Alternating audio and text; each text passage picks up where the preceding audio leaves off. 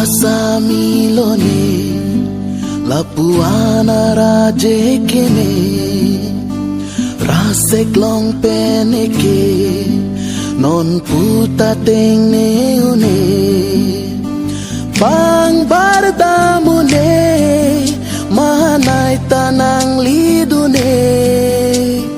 Bir-biri damet-dame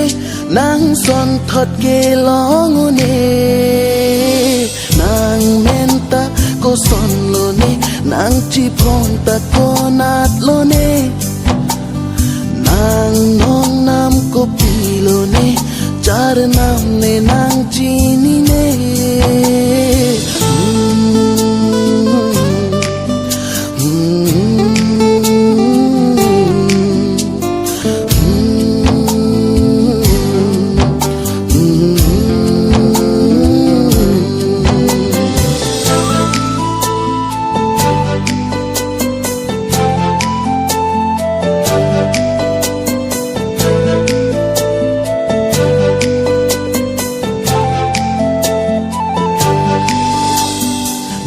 Phan thek lok pene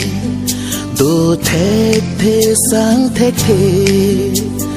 mek sole jang tame he boy toy si done ada prang lote loti cholang nang phane nang chelo thuji mene buka jadi ne kake nang menta ko son lone nang chipong ta ko nat lone nang nong nam ko pilone char nam ne nang chini ne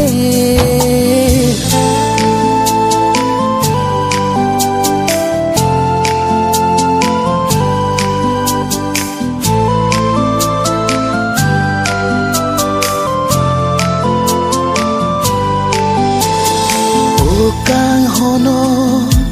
ipong nang chilo thuno ne kaya lo nang phan ne kang hon bino sing kang samalam doan than ji pune nang phan pilo de nang phan kang hon la ne che the doan nang menta jini jine nang chipong ta pang thek jine nang nong nam son se jine char nam de nang pilone